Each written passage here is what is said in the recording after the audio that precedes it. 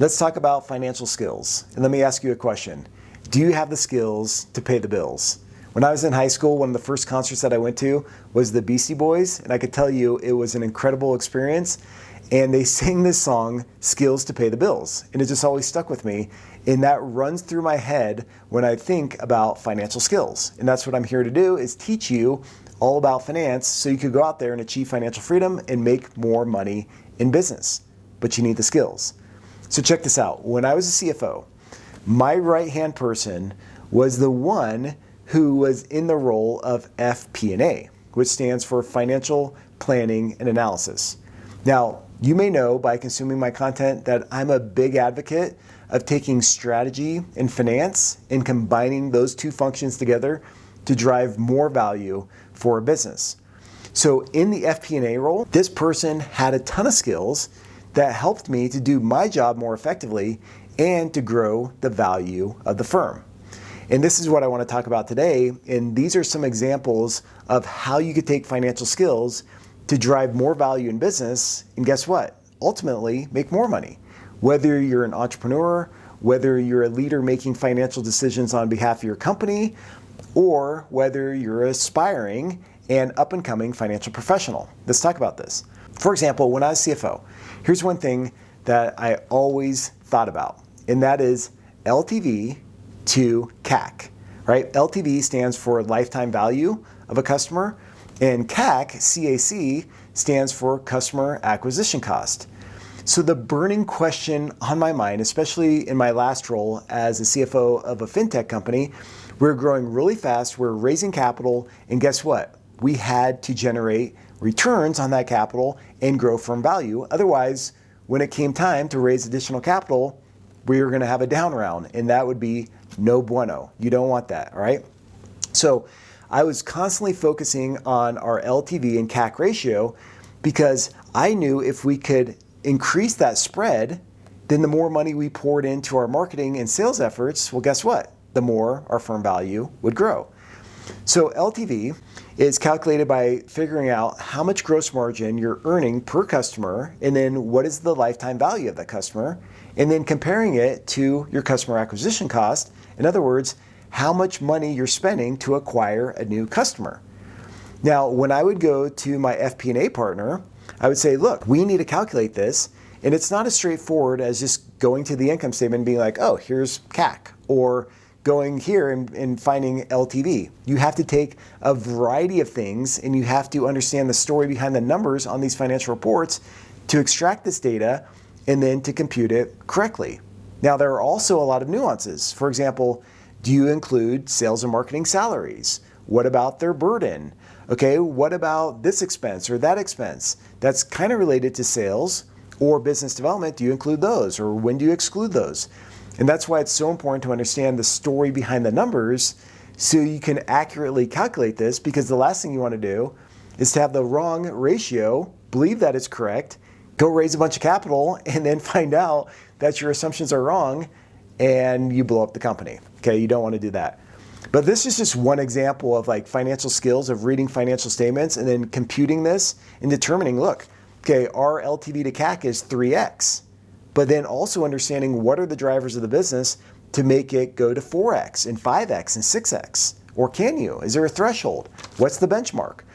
All these things play the part of financial skills. And guess what? When you can do that and you can understand it and the business grows, if you're in an FP&A position, or if you're the CFO running a company and you know this stuff and the business is making more money, what does that mean to you? Well, it should translate into you making more money, or you may want to say, peace, sayonara, give me more equity, or I'm out. All right, I'm just kidding there. But seriously, that's one example. Here's another example when it comes to financial skills. Understanding how to build forecast. 6 months, 9 months, 12 months, 18 months, 24, 36 months, 60 months, whatever it may be, out into the future.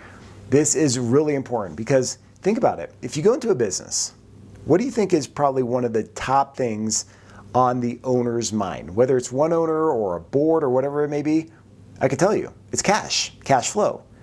Especially for a startup business, right? Or a business that may be struggling. Cash is always super critical. Now, if you're just looking at a budget, an income statement budget, Well, that gets you down to profit, but that doesn't tell you free cash flow. Now you have to take that profit and then account for changes in working capital and your capital expenditures. You have to add back depreciation and amortization and do these adjustments in order to arrive at free cash flow. But then you also have to understand, okay, is it unlevered free cash flow or levered free cash flow? And which one do you use to communicate to the stakeholders that need this information? So when I was in the CFO role, I would train my team how to build these forecasts. And that's what I do at Boosting Your Financial IQ. I have a program called Financial Pro, and I teach people how to build a forecast based on their analysis and then take that forecast and then create a valuation model to determine how much can the company be worth if you go down this path or this path and combine it with strategy. But when it comes to forecasting, having skills to build out a forecast is super, super important.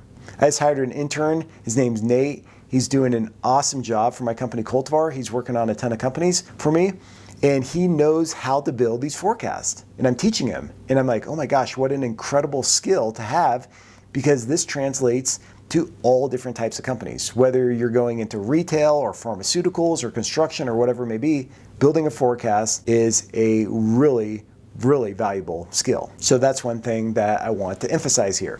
Let me give you another example. A while back, I was working with a company and they wanted to evaluate what impact it would have on their business if they raised prices by 10%. Well, then what I did is I built out a model because I had the skills to build this model, and I had this little calculator. And I had two assumptions. Number one was if they raised their prices, it would have X impact, but also it would have an impact on profit, but it also have an impact on volume, right? So if you raise your prices, your volume may go down or it may go up, and you have to account for both things. So I built this model, but then I also incorporated in their customer churn and some other things to make it really dynamic. And that was super valuable for the company because they're able to play with this calculator, and then ultimately they raised their prices and it resulted in a return greater than $1 million. I mean, it's a huge impact just by being able to build out this calculator and to evaluate what the impact would be on the company and its customers. And it was a win-win for all because customers, sure, they had to pay higher prices, but they got a lot more value because the company changed its packaging, doubled down on improving its quality, and so on and so forth. So yeah, it's a great thing. But having those skills to evaluate all those different things is really important. You can't just go into a company and say, yeah, raise your prices 10%, because maybe raising prices 10% is going to result in a bigger churn, which is going to hurt the business more than it's going to help by raising prices by 10%. Maybe the sweet spot is 7%, and that would maximize profitability. You have to know these things and have the skills in order to evaluate these types of situations. So in summary, if you have the skills to analyze a company, to really understand the financial performance of a business based on the income statement, the balance sheet, and the statement of cash flows, and all the drivers that are related to those specific financials, and then you could take that analysis and then extrapolate that and build a forecast to understand the future of the business, and then evaluate things such as return on invested capital and cash flow and so on and so forth. And then you can build a valuation model which explores different strategic options. So for example, this strategic direction, like expanding geographically, or maybe there's this other strategic option where you're going to buy other companies, engage in M&A activity. And when you can evaluate a business based on these strategic options and tie it back to the strategy, oh my gosh, you're going to be a powerhouse in business, but you have to build the skills. So I went through years of this. Okay, I got my undergraduate in accounting and finance, got my master's in accounting, got my CPA, I worked in public accounting. After all that, I got my MBA with a specialty in finance and international strategy. And then I've been in the Excel world, in financials, turning around companies, like hands-on doing this stuff for years and years and years. So it's not gonna just come all at once. But I can tell you, the sooner you get started, the better, because it makes all the difference in the world. Trust me, I would not be able to do what I do today without financial skills. And in fact, when I'm working with companies, oftentimes I'll ask the CEO over time, I'll say, why did he hire me initially in the first place?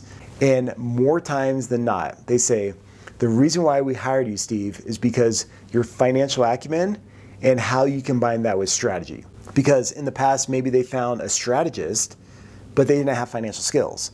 Or they found an accountant type, but they didn't have the strategic skills. So when you can combine these two together, I'm telling you, it'll make all the difference in the world. So in the meantime, keep building your financial skills, get the skills to pay the bills, and you will improve your financial life. All right, reach out to me if you need any help. I'd love to hear from you.